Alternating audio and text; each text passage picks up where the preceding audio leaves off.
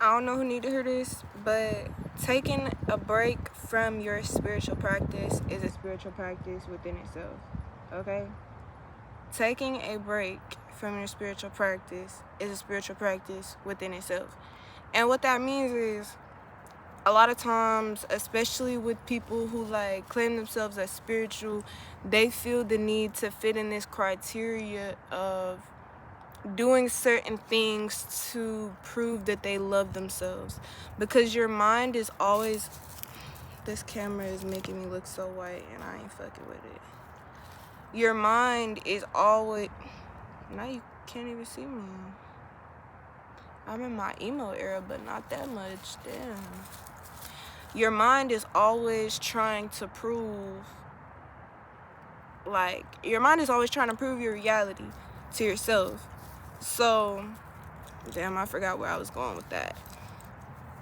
But nah, we can talk about that too though. Like, your mind is always trying to prove your reality to itself. If you believe that nobody can be trusted, like, in your mind, then you're constantly gonna meet people that are untrustworthy, because you believe that no one can be trusted, and your subconscious mind doesn't have a filter. Like, it can't tell that you just mean that no one can be trusted except for me. Your subconscious mind believes that no one in general can be trusted.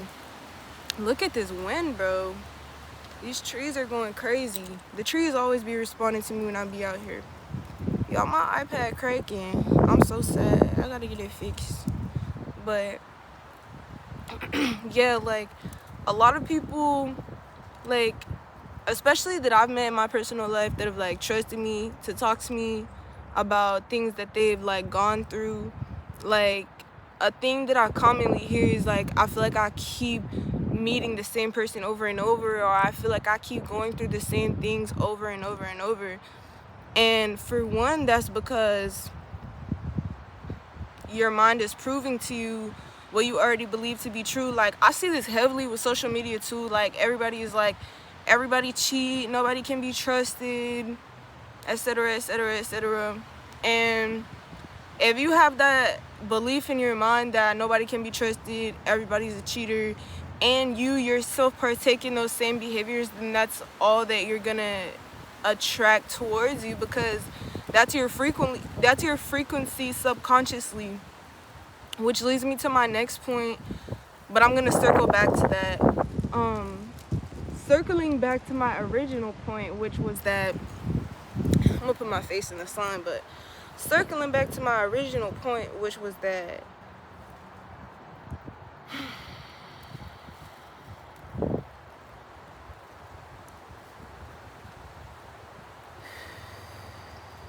I just needed a deep breath to lock in. But my original point was that sometimes you have to get off track to realize how much certain things don't serve you anymore. Like, a lot of times we beat ourselves up for going off track. Like, say if you said that you was gonna stop drinking and then you drinking again, or if you said you was gonna stop smoking and then you smoking again, or whatever your vice is, whatever it is that you do, whatever it is that you're trying to stop doing, and you get off track. And a lot of times we use guilt to punish ourselves, but guilt is an emotion that doesn't really serve a purpose. The only purpose that guilt serves is to show us what we should not do in the future. But to use it as a weapon against ourselves is just a punishment. So a lot of times we just love to punish ourselves. We're actually addicted to the feeling of punishing ourselves, because it does something to the chemicals in your brain, like the stress hormones that are produced in your body, like cortisol and adrenaline, which is norepinephrine. Those things, when produced in your body, it gives you like a certain rush, whether it's negative or positive. I don't know if y'all ever heard the saying that with like manipulative people, or with narcissists, or like even with bad children, like a negative reaction is better than no reaction, right? Because a lot of us are desensitized and we're numb to this reality that we're placed in general, this reality that we're going through in general. So in our numbness, we use substances to alter like the feeling the feeling that we naturally feel internally, and that's our inner frequency. So the feeling that we naturally feel internally, we use things to try to bury that frequency, and in doing that, we're running from it. So in running from your reality, I know a lot of people that, first of all, they claim that they see themselves as God and, you know, etc., but then they surrender to their circumstances. Then you got people that surrender to their vices. Then you got people that, like, and in all of this, bro, you'll see, like, all these people get up here and talk about being spiritual, and these bitches not even being real. Because first of all, if you know you a God, you don't surrender to a motherfucking thing. You don't surrender to your circumstances. You don't surrender to shit in your life. But it's also, on the flip side of that, you do have to understand that everything is happening to you for a reason, because it's happening for you. And on top of that, everything is a growth point, and everything is a learning experience. But also, I don't know, for me, it just get tiring. Like, I don't even watch shit on YouTube for real, because they not being real. Like, bro, I'm just like y'all. Like, I get up here and I give y'all different insights as to, like, different perspectives, different ways to think about things, but by no means am I perfect. Like, I smoke, I drink, I do the same shit y'all do. Like, I promise. I work a 9 to 5. Like, actually, I'll be working overnights now, and it's kind of fucking with my sleep schedule, which is a reason that I probably have been taking a break from my spiritual practices, because I usually can't get out here to, like, feel the sun on my face like this, because I'm up all night and sleep all day. So I miss the sun, because I don't be waking up till 11, and I'll be like, damn, where did the time go? Hi, Nona. Hi, Nona. This is my doggy. She's so cute. I love her. She's my best friend. Like, actually, she's like, me and my dog are soul tied. People think I'm crazy when I say that, but I literally knew her in a past life. The other night, she ran away, and I literally thought something had happened to her. I was literally just sobbing. Like, I had a whole panic attack. That is my baby. Like, that's my emotional support dog, everything. But nah, back to the moral of the story is, bro, like, I can't even front. Like, I can't get up here and pretend that I'm so spiritual. Like, I still cuss people out. I still get mad sometimes. But it's also, like, your perspective. One thing I can say is I don't hold on to things.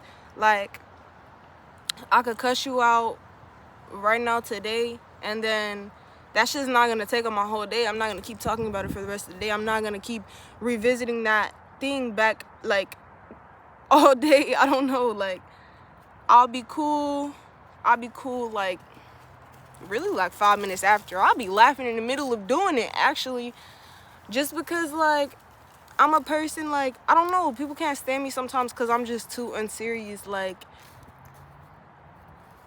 I don't know, maybe it's kind of bad sometimes, but I'm just not a panicker. I'm not a person that's gonna sit there and ruminate on things.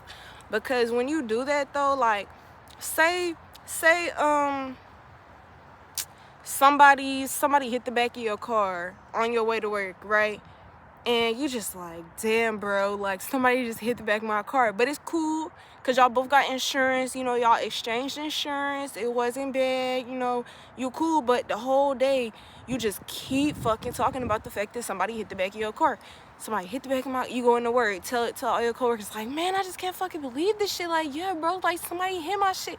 So then you talking about it all day. You at work, you call your friends at work, tell them what happened. Then you go home, you tell your significant other, if you have one, or, you know, maybe just go home by yourself. You go home, you think about it. You, before you get out the car, like, when you pull up to the crib after you get home from work, you get out the car. Then you even getting out the car, you walk around to the back of your car and look at your shit again.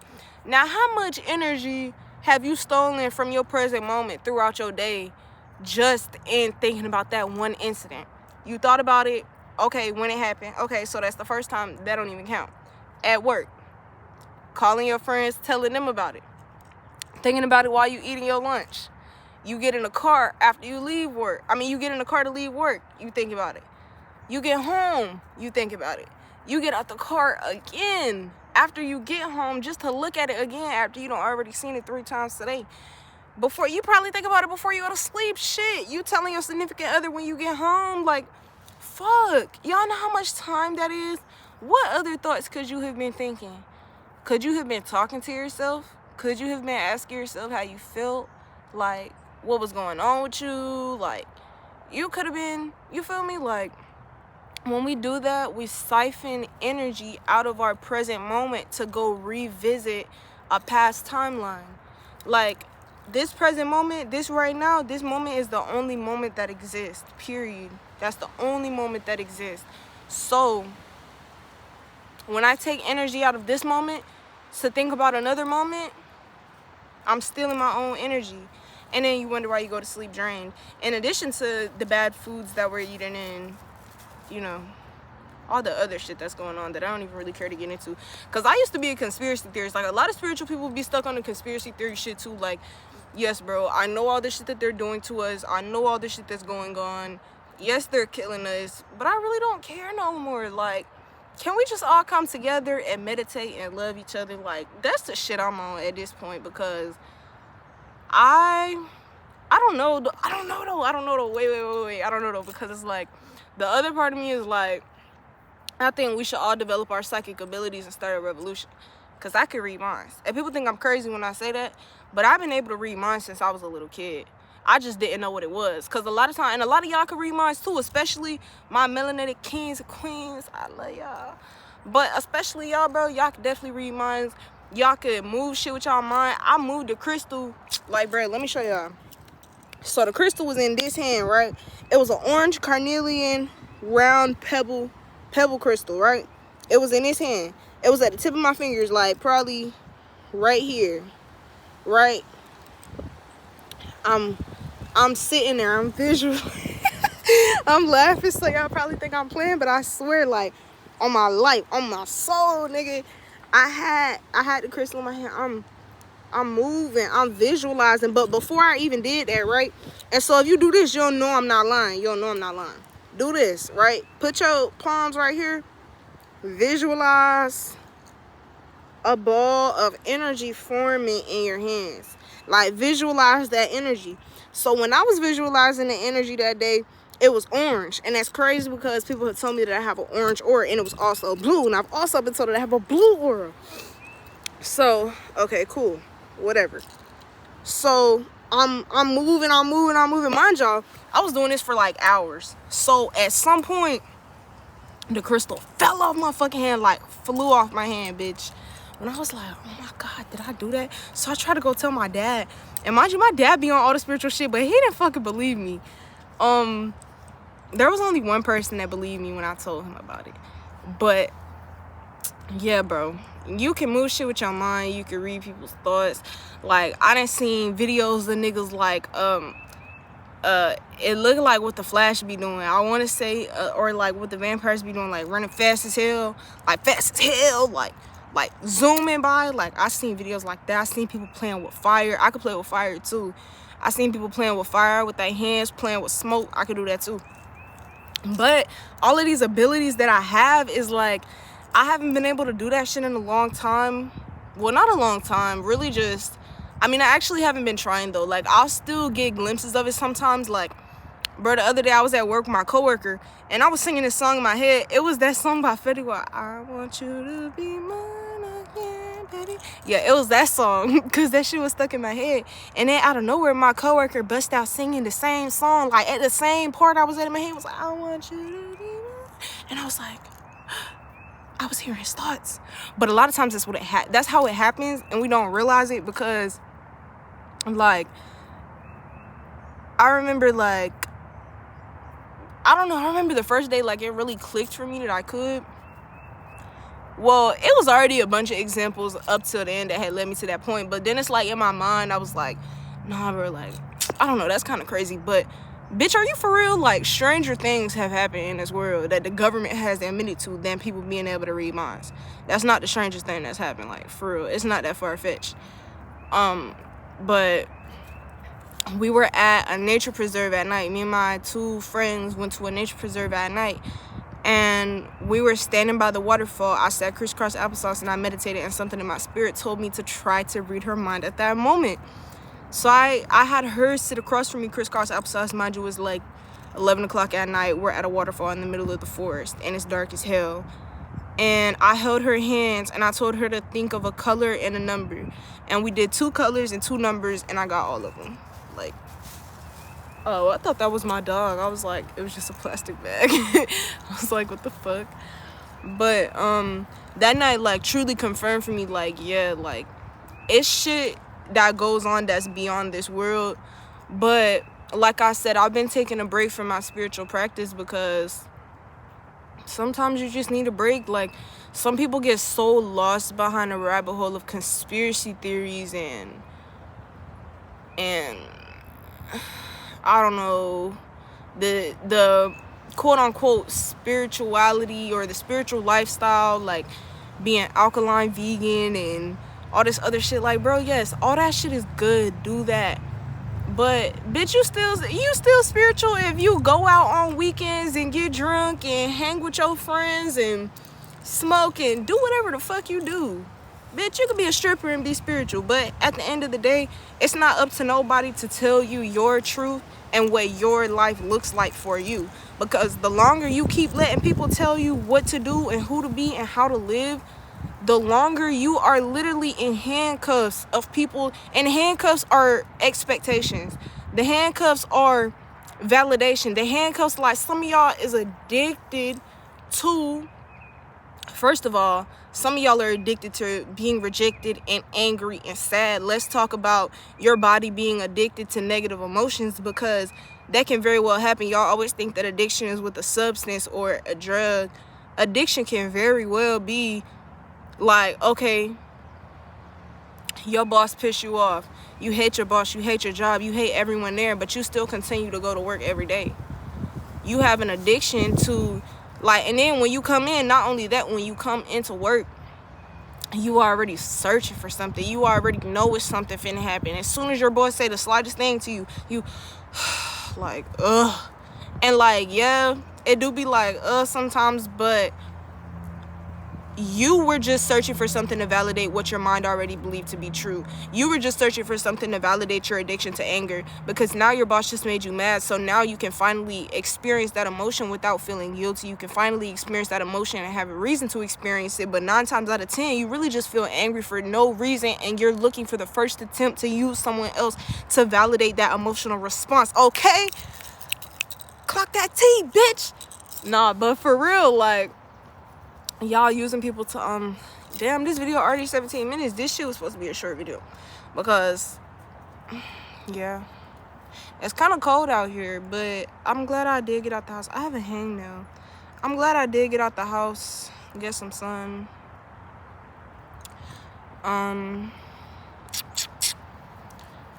But I don't know, I feel like I really said all I have to say.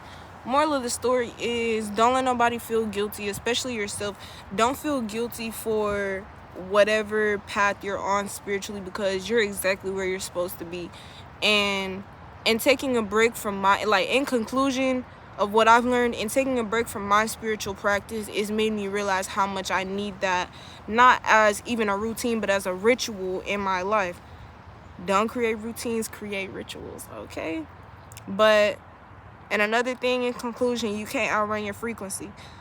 Certain things continue to attract themselves to you no matter how much you outwardly present yourself and try to deceive yourself into thinking that you're healing or you're cool or you're good. No matter how much you try to claim that over yourself, your frequency says different. Your frequency never lies. So if you look at your friends, if you feel like you have bad friends, your friends reflect you. They reflect some part of you.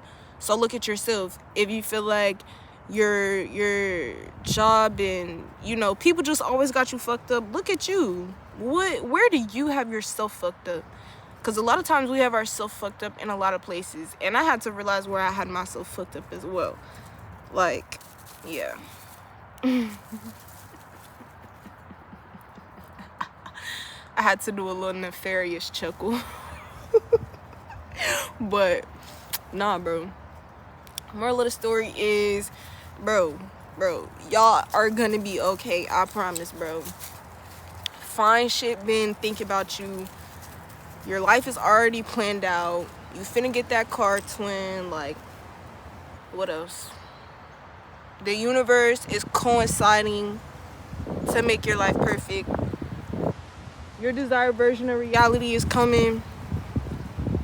And that bitch that did you dirty gonna get what they deserve. Okay? Like, everything is coming together for you, twin. I believe in you. Y'all, y'all got this, bro. Nah, like, for real, on God, y'all got this. And I love y'all, bro. Like, I love y'all for real. And yeah, look at my star. Moral of the story is, bro, the universe is coinciding to work for you, nigga. You're a god, nigga, so act like it. When you walking, think in your head, how would a god walk? Hey, no, stop it.